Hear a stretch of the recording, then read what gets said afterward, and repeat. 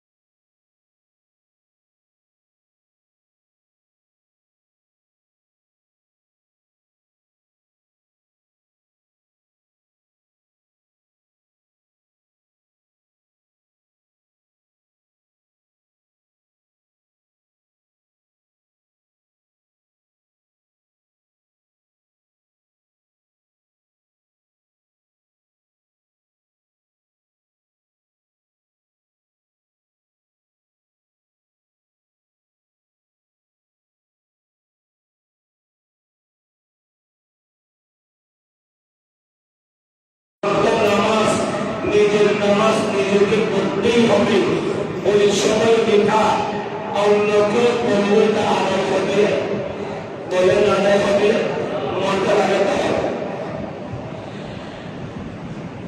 আমার নবী সাহাবায়ে কেরাম শামসুদ দুহার সাহাবা সাইয়্যিদুনা আবু হুরায়রা রাদিয়াল্লাহু তাআলা আনহু থেকে বর্ণিত, উনি বলছেন আন্না রাসূলুল্লাহ সবাই বলেন সাল্লাল্লাহু তাআলা আলাইহি ওয়াসাল্লাম قال من اتبع جنازة مسلم إيمانا واحتسابا وكان معه حتى يصلي عليها ويخرجها من دفنها فإنه يرجع من الأجر بقراءتين كل قراءة مثل أحد ومن صلى عليها ثم رجع قبل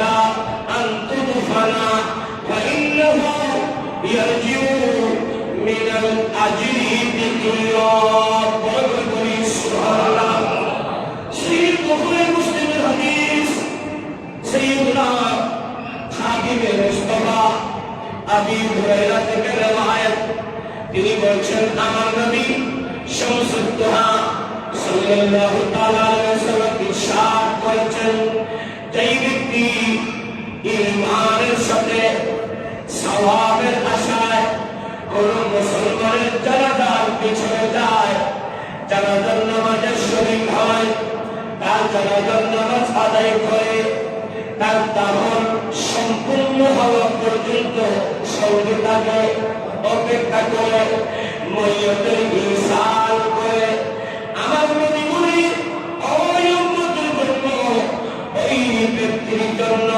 রব্বে করিম 2 কিরাত পরিমাণ সওয়াব দান করবে।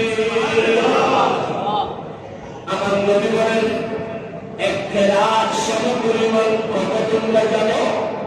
1 কিরাত সমপরিমাণ হলো উহুদের পাহাড় পরিমাণ।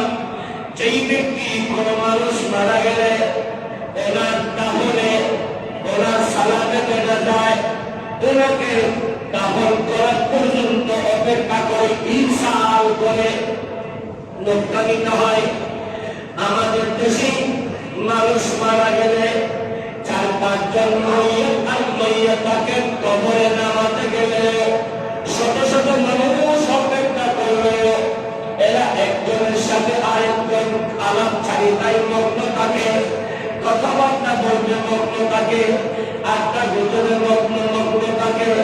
আমার নবী বলছেন না, একজন মানুষ মরে যায়, মারা গেছে, তোমাকে দাফন করছে, এই উম্মত তুমি তার কবরটাকে করো, কারণ তার কবরটা বর্ষাকালে দেখবা তার কবরে পানি থই থই করছে।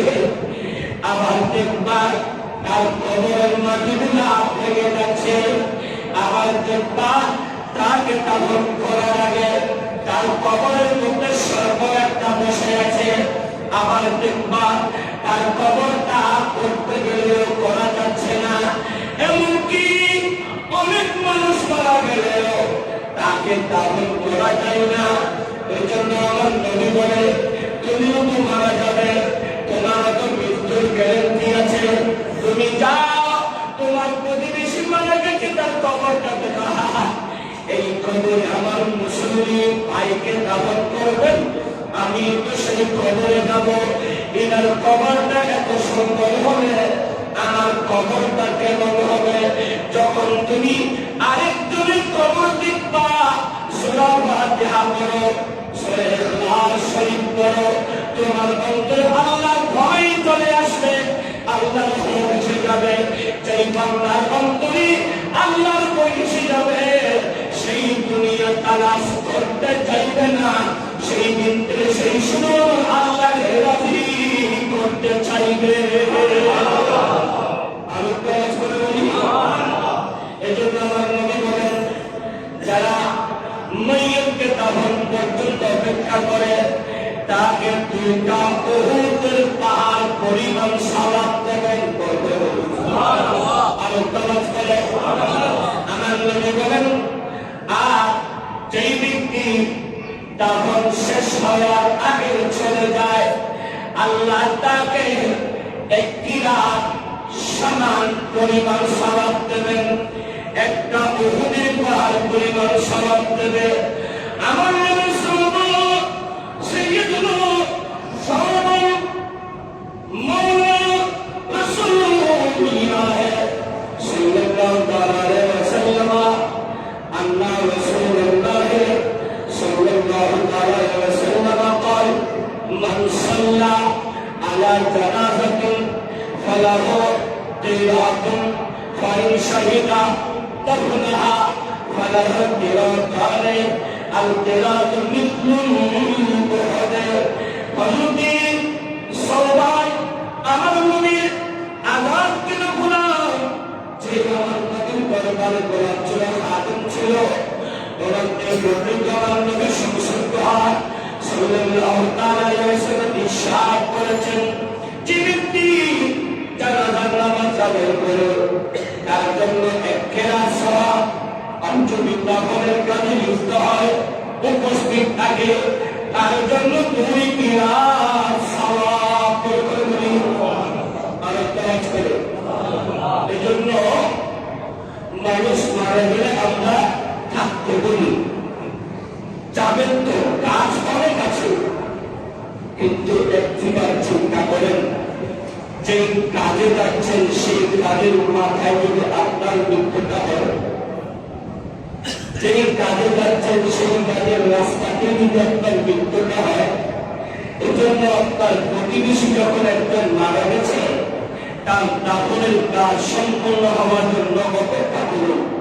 তাকে যখন মিঠা হলক নাকুম করে পাথর দিয়ে শেষ মাটি চাপা দিয়ে সবাই চলে যাবে, তার পাশে তার আওয়াজ স্বজন যখন থাকবে, ইমাম সাহেব যখন বলবে হাদানে সওয়ালান, ওনার কাছে প্রশ্ন করা হবে, প্রশ্নের উত্তরগুলো যখন বলবে, মান রব্বুকা, উপর থেকে একজন বলবে, বলে দাও রব্বি আল্লাহ, রদিতু বিল্লাহি রাব্বান ওয়া বিল ইসলামি দীনা ওয়া বি মুহাম্মাদিন সাল্লাল্লাহু আলাইহি ওয়াসাল্লাম নবিয়্যান ওয়া রাসূলা। যখন উপর থেকে বলবে ওয়ামান দীনুকা, একজন বলবে দীনুল ইসলাম, ইন্নাদ দীনা ইনদাল্লাহিল ইসলাম, আল ইয়াওমা আকমালতু লাকুম দীনাকুম ওয়া আতমামতু আলাইকুম নি'মাতি ওয়া রাদিতু লাকুমুল ইসলাম দীনা। যখন বলবে ওয়ামান নবিয়্যুকা, বলে দেবে নবিয়্যুনা মুহাম্মাদুন সাল্লাল্লাহু আলাইহি ওয়াসাল্লাম, মুহাম্মাদুর রাসূলুল্লাহ ওয়াল্লাযীনা মা'আহু আশিদ্দাউ আলাল কুফফার রুহামাউ বাইনাহুম তারাহুম রুকআন সুজদা। যখন এভাবে বলে দেওয়া হবে, আমার নবী বলছেন, মানুষ যখন মারা যায় তার আমল নামা সব বন্ধ হলেও 3টা আমলের দরজা খোলা থাকে। তার মধ্যে একটা হলো সাদাকাতান জারিয়া। আমার নবী বলছেন যারা ইহসান করবে, সওয়াব রসানি করবে, সওয়াব রসানি করবে, সেই সওয়াব যাবে। এজন্য বলা হয় আপনি যদি আপনার মা বাবার ইহসান করেন, আপনার সন্তানগুলোও আপনার ইহসানের স্মরণ করবে। আপনি যদি না করেন, ছেলেদেরকে শিক্ষা না দেন, তারা করবে না, তারা ভুলে যাবে। আস্তে আস্তে ইসলাম থেকে তারা দূরে সরে যাবে। যখন মুসলমান ইসলাম থেকে দূরে সরে যাবে, ইসলামের আদর্শ আহকাম শরীয়তের পন্থাগুলা মুসলমানের ছেলেরা ভুলে যাবে। ওই সময় মুসলমানদের সমাজ ওই সময় শান্তিতে থাকবে না, অশান্তির বিরাজমান হবে। মুসলমানদের পারিবারিক জীবন শান্তির জীবন হবে না, অশান্তির গণ্ডিতে থাকবে। এজন্য আমার আল্লাহ বলছেন ইসলামের মধ্যে পরিপূর্ণভাবে প্রবেশ করো। আমার নবী বলেন, সাইয়্যিদুনা আবী হুরায়রা রাদিয়াল্লাহু তাআলা থেকে বর্ণিত, তিনি বলেন আমার নবী শামসুদ দুহা সাল্লাল্লাহু তাআলা আলাইহি ইরশাদ করেছেন, قال أسرعوا بالجنازة فإن تكن صالحة فخير تقدمونها وإن تكن صالحة ذلك فشر تدعونه। আমার নবী অন্য শুনো, তোমরা জানাজাকে দ্রুত নিয়ে যাও, মরিয়তকে দ্রুত জানাজা পড়িয়ে দ্রুত দাফন করে ফেলো। আমার নবী বলেন, তোমরা পুণ্যবানদের বিরোধী হয়, তাকে যদি খাতে করে, ইমানদার ব্যক্তিকে খাতে করে জানাজায় নিয়ে গেলে জানাজায় তার জানাজাতে শরীক করে, এটা তোমাদের জন্য উত্তম।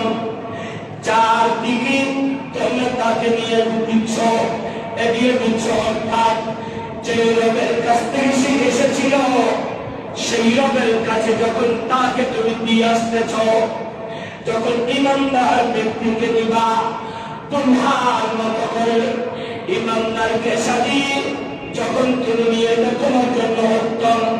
কিন্তু ওই খাটিয়ে যদি ইমানদারের বিপরীতে দুশমনের স্বরূপে নিয়ে যাও, এটা তো তোমার জন্য অনেক কল্যাণকর। চর্বি নামিয়ে দাও।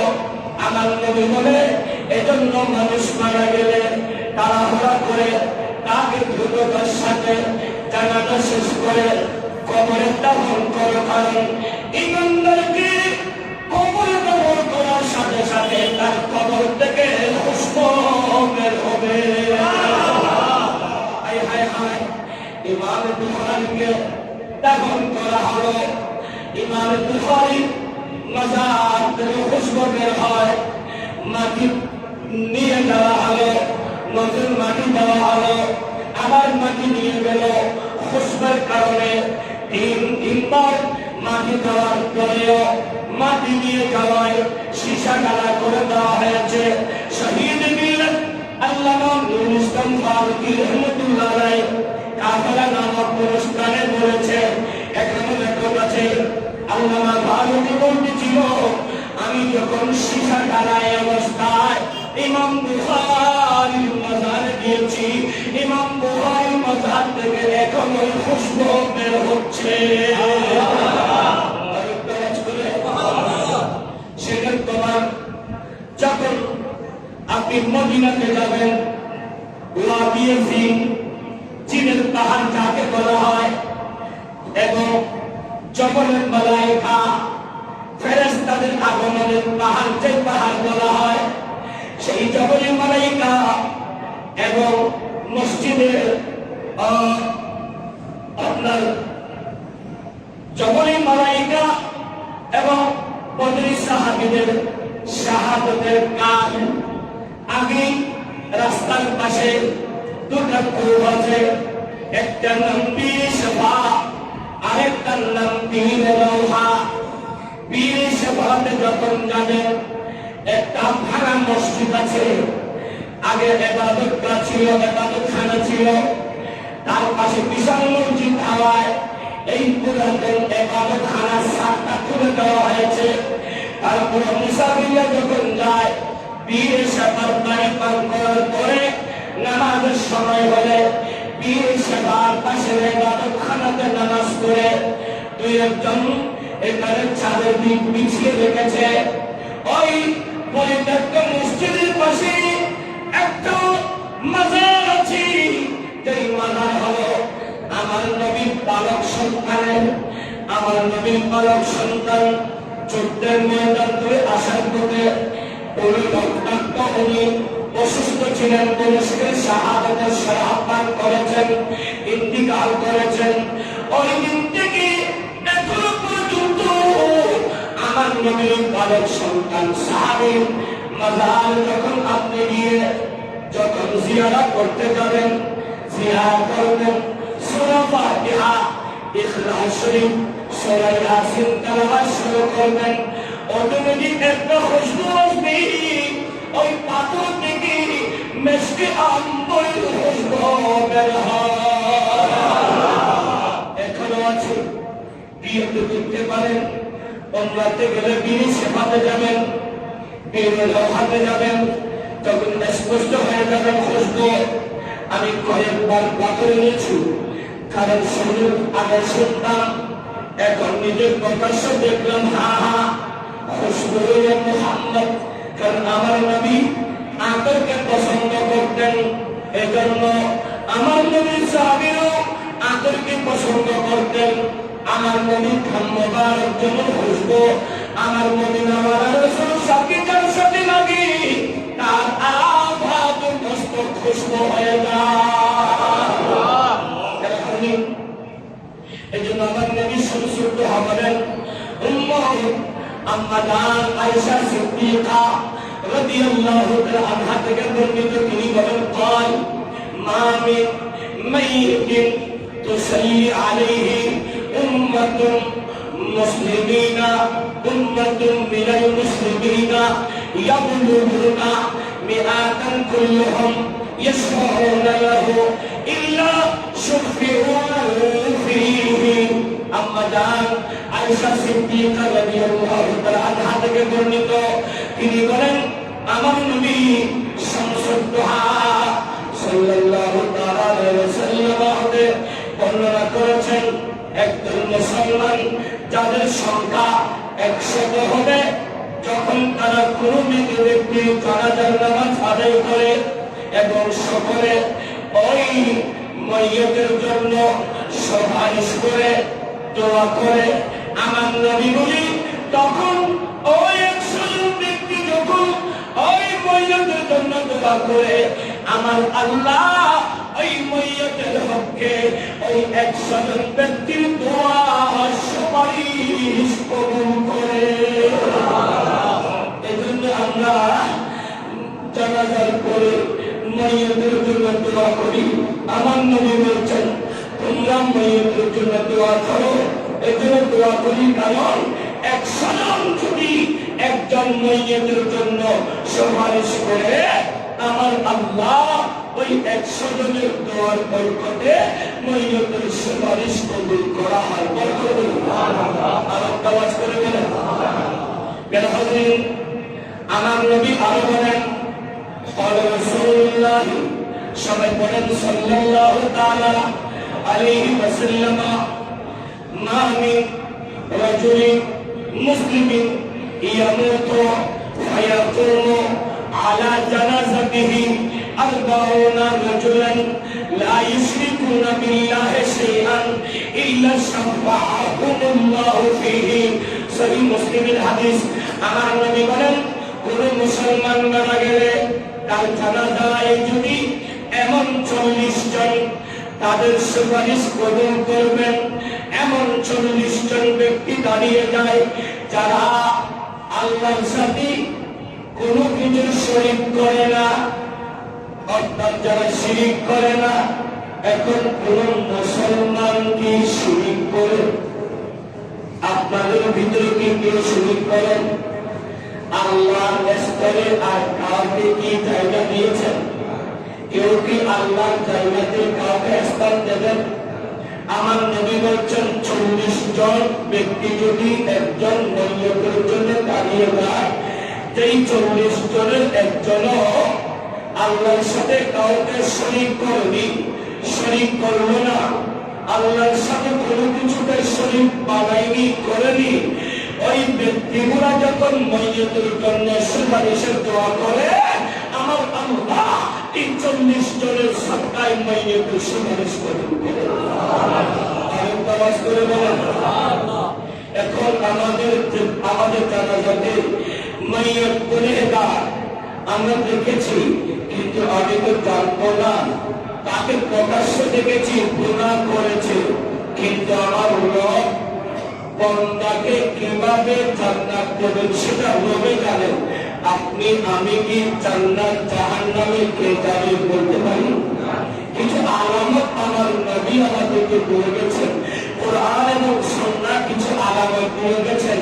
আর ভিতরে একটা আলামত হলো যে এই সন্তানগুলো মা বাবাকে কষ্ট দেয়, যার উপর মা বাবা সন্তুষ্ট, কোন সময় মা বাবা এই শব্দটা বলেছে নবী সংসদ বলেছেন, মা বাবা যেই সম্পূর্ণের উপর অসন্তুষ্ট, সেই যতই ভালো কাজ করুক, যতই মঙ্গল কাজ করুক, যতই লাখবার কাজ করুক, যতই কোটি কোটি টাকার সরকার ঠিক না কেন, সেই জাহান্নামী।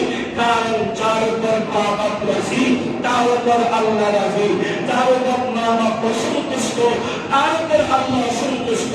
এজন্য মা বাপকে যারা কষ্ট দেয়, এরা কখনো সুখী মানুষ হতে পারে। আল্লাহ হেদায়েত করেন, আমিন বলুন। আমার নবী বলছেন, যেই ভাই তার বোনের সম্পদ বলা, বোনের হক বলা বুঝিয়ে দেয় না, ভাই তার বোনদের হক বলা দিয়ে দেয় না, আত্মীয়তার সম্পর্ক বজায় রাখে না, সেই ব্যক্তি যতই ইবাদত করুক, যতই ইবাদত ও আদত হোক, সেই রবের জান্নাতে যাবে না যতক্ষণ না সে তার আত্মীয় স্বজন বন্ধুদের হক আদায় করবে না। তাহলে বুঝতে পারলাম স্পষ্ট করে, যারা মানুষের ভাই বোনদের অর্থ সম্পদ আত্মসাৎ করে, এরা যতই ভালো কাজ করুক, এরা জান্নাতে যাওয়ার সুযোগ পাবে না যতক্ষণ তার ভাই বোন তাকে ক্ষমা করবে না। এরপরে আমার নবীর সংসদ হাতে যারা কালিবে, কারণ কোরআন বলছে ইউদুল্লাহ ওয়া রাসূলুহু লাআনাহুমুল্লাহ ফিদ দুনিয়া ওয়াল আখিরাহ। আল্লাহ এবং রাসূলের কষ্ট দেয়, রাসূল করিম রউফুর রহিম সাল্লাল্লাহু তাআলা আলাইহি ওয়াসাল্লামের শানে কটূক্তি করে, নবীর ইজ্জতের আসমানের উপর আঘাত করে, ওই ব্যক্তিদের আমল ওই ব্যক্তিদেরকে জান্নাতে নেবে না, এরা জাহান্নামে যাবে যতক্ষণ সে তওবা করবে না। আর তওবা করার কন্ডিশন আল্লাহ বলে দিয়েছেন, আমার মেহবুবে মুস্তাফার কাছে যাও, আমার মেহবুবে মুস্তাফাকে ওসিলা বানাও, আমার মেহবুবে মুস্তাফা ওসিলা করে আমি রবের কাছে ফরিয়াদ করো। রাস্তানা করার রহমতের রাসূল আমার মেহবুবে মুস্তাফা যদি তোমাদের জন্য ক্ষমা চাই, ইন্নাহু হুয়াত তাওয়াবুর রহিম, আমি রব্বে করিমকে তওবা কবুলকারী এবং দয়ালু হিসাবে পালন করব।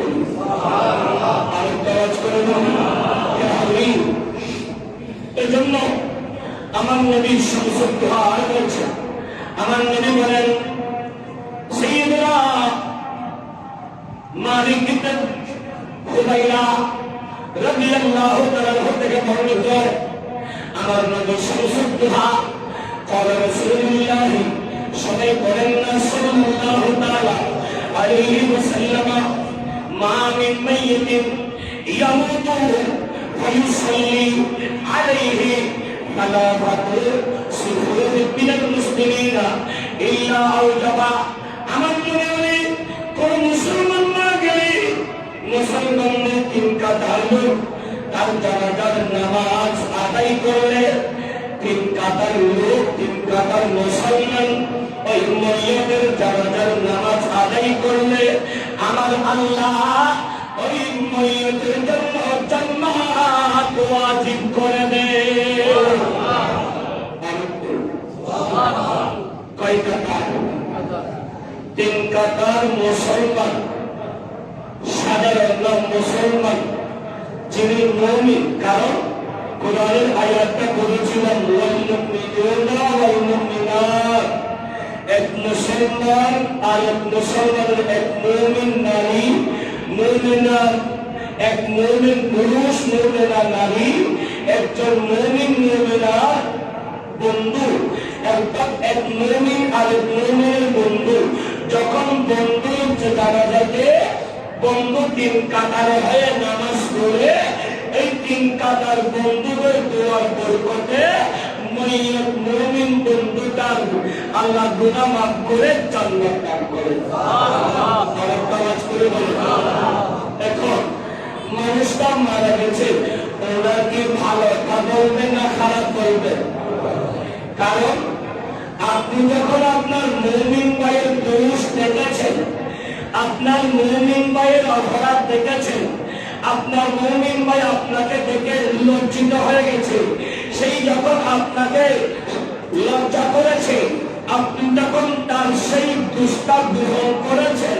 আমার রব বলে, ও বান্দা, তুমি আমার বান্দার দুষ্টার গ্রহণ করেছ, তোমার ভয় নেই, কিয়ামতের ময়দানে দেখো আমি আল্লাহ তোমার বড় বড় দুষ্কর্মের সবার থেকে গ্রহণ করে দেব। এজন্য একজন মুমিন আর একজন মুমিনের ভাই, এই ভাইয়ের যত রকমের সুখে দুঃখে যেই মুমিন থাকে তাকে বলা হয় মুমিনের বন্ধু। আসিদিকুল হাকিকি ওয়াইয়াসাল লায়ে নবী আছে। আর এখন বর্তমানে মুমিন মুমিনের বন্ধু বললেও এক মুসলমানের অসহায়ত্বে আরেক মুসলমান এগিয়ে যাই না। আমরা ইরানকে শিয়া বলি, ইরান শিয়া হোক, ইরান যাই হোক, ইসরায়েল তো আমাদের বন্ধু না, এরা তো ইহুদি। আমেরিকা আমাদের বন্ধু না, এরা খ্রিস্টান। واليهودا والنصارى والمجوس والمشركين والكافرين والمنافقين এরা আমাদের দুশমন। এদের কাছে আমরা দুশমন। আমাদেরকে সন্ত্রাসী হিসেবে আখ্যায়িত করি। আগে ইরাক খেয়েছে, আফগানিস্তান খেয়েছে, লিবিয়া খেয়েছে, লেবানন খেয়েছে, সিরিয়া খেয়েছে, খেতে খেতে ইরানকে ধরেছে।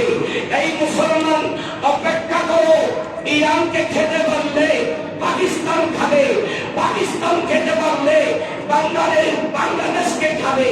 অর্থাৎ কোন মুসলিম কান্ট্রিকে একসাথে উপরে উঠতে দেবে না।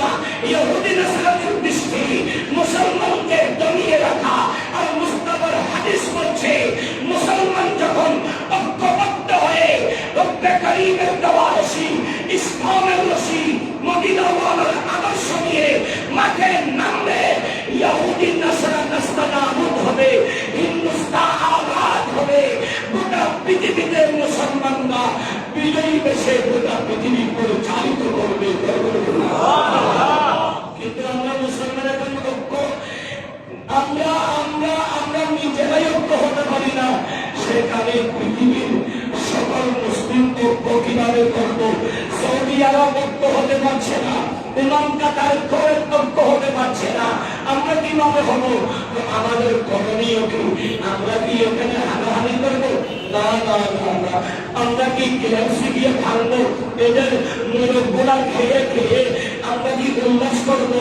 আমরা ইসরায়েলি পণ্য বয়কট করে গুণাকে আমরা নিজেরাই দোকানদারের ক্ষতি করে আমরা নিজেরাই খেয়ে খেয়ে কি পালন করবো? না, আমিও খাবো না, তাকেও খেতে দেবো না, বিক্রি করবো না।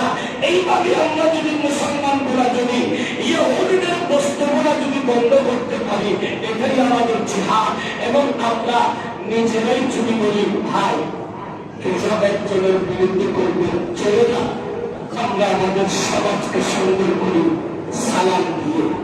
আসো না আমরা আমাদের সমাজকে সুন্দর করি কোরআন দিয়ে। আসো না আমরা আমাদের সমাজকে সুন্দর করি দয়াল নবীর দরুদ মুস্তাফা দিয়ে। আসুন না সমাজটাকে সুন্দর করি সম্মতা দিয়ে। ও ভাই, পৃথিবী থেকে আপনার সাথে কিছু পাবে না, যাবে শুধু ভালো কাজ, ভালো বিরাট, আর মা বাবার নেককার সন্তানদের দোয়া এবং ফরিয়া করবেন। এর চেয়ে আর বেশি কিছু আপনার সাথে যাবে না, যাইনি।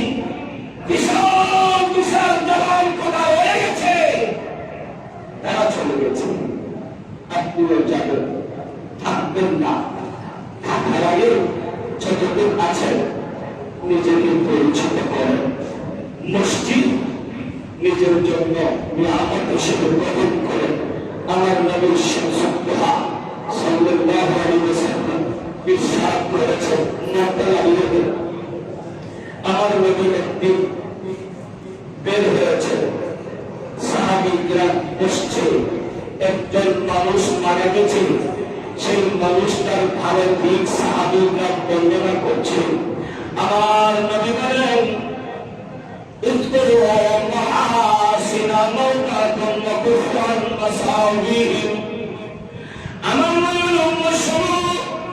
তোমরা তোমাদের মৃত লোকদের ভালো দিকগুলো আলোচনা করো, তাদের খারাপ দিকগুলো আলোচনা থেকে বিরত থাকো। এজন্য কলা মাহরুবি জানাতাকে ফাতনা আলিহা খাইরান فقال النبي صلى الله عليه وسلم وجبت بالأخرى فأثنى عليها شرا فقال وجبت فقال عمر رضي الله عنه ما وجبت يا رسول الله আমার নবী জবাব করতে সাহাবী কিরাম একজন আমার নবী একজন উম্মত ইন্তিকাল হলে সাহাবী কিরাম জানাজার পাশ দিয়ে চলতে গিয়ে ওই সাহাবী কিরাম ওই মাইয়াতের প্রশংসা করলেন। আমার নবী শুনে বললেন ওয়াজিব হয়ে গেছে। আরেকটা জানাজার পাশ দিয়ে যাওয়ার সময় মানুষেরা ওই মাইয়াতের খারাপ দুষ্গুলো বর্ণনা করতেছে। আমার নবী বলেন ওয়াজিব হয়ে গেছে। সাইয়্যিদনা ফারুক আযম ইয়া রাসূলুল্লাহ সাল্লাল্লাহু আলাইহি ওয়াসাল্লাম, নবী আপনার কদমে পা কুরবান। নবী কি ওয়াজিব হয়েছে, কি ওয়াজিব হয়েছে? প্রথমটা তো ওয়াজিব হয়ে গেছে বললেন, দ্বিতীয়টা তো ওয়াজিব হয়ে গেছে বললেন। ও নবী কি একটু বুঝিয়ে বলেন না? ফাকালা হাদা আবনাইতুম আলাইহি খায়রান ফাওয়াজাবাত লাহুল জান্নাতু ওয়া হাদা আবনাইতুম আলাইহি শাররা ফাওয়াজাবাত লাহুন নার। আমার নবী বলেন, তোমাদের একদল যখন মাইয়াতের ভালোটা বলেছে, ওই ভালোর কারণে সেই মাইয়াতটা জান্নাতি হয়ে গেছে। জান্নাত ওয়াজিব হয়ে গেছে। যখন আরেকজন মাইয়াতের খারাপ যখন বর্ণনা করেছে, জাহান্নাম অবধারিত হয়ে গেছে। এজন্য বলে আনতুম শুহাদাউল্লাহি ফিল আরদি, ও উম্মত তোমরাই হলো মাইয়াতের জন্য সাক্ষী। বড় করে বলি সুবহানাল্লাহ। মাইয়াতের পক্ষে আল্লাহর সাক্ষী। ইমামরা যখন বলেন মানুষটা কেমন ছিল, আমরা সবাই বলি মানুষটা ভালো ছিল। আমার নবী বলি, এ আমার উম্মতেরা, তোমাদের এই সাক্ষী আমার আল্লাহ ওই বান্দার জন্য যথেষ্ট। বড় করে বলি আর আওয়াজ করে মানুষটা কেমন ছিল? সবাই বলি ভালো। মানুষটা কেমন ছিল? সবাই বলি ভালো। কিংবা যখন ভালো বলেছি, আমার নবীর সংসদ বলছেন শুহাদাউল্লাহি ফিল আরদি, এই উম্মত শোনো, তোমরা জমিনে আমার রব্বে করিমের সাক্ষী। তোমরাই যার পক্ষে ভালো বলবে সেই ভালো, যার পক্ষে তোমরা খারাপ বলবে সেই খারাপ। কারণ পৃথিবীতে সকল উম্মতের সেরা কোন কুনতুম খায়রা উম্মাতিন উখরিজাত লিন-নাস, আমার উম্মত তোমরাই সেরা। সুবহানাল্লাহ। সেরা উম্মত ভালো কাজ করুন, সেরা উম্মত ভালো কাজে রত থাকুন। আর কিছু আপনার সাথে যাচ্ছে না, যাদের ভালো কাজগুলা, এজন্য যত ডিজাইনে ভালো কাজ আছে সব ভালো কাজ করুন। মা বাবা যদি আপনাকে বড় করতে পারে, আপনি এখন সম্পদওয়ালা হলে মা বাবা, প্রত্যেকের মা বাবা আশা করি আমার ছেলে আমাকে হজ করাবে, উমরা করাবে। মা বাবা যদি হজের নিয়ম করে মারা যায়, আপনার উপর সেই হক আদায় করা অত্যাবশ্যক। মা বাবার জন্য এই সাল করা অত্যাবশ্যক।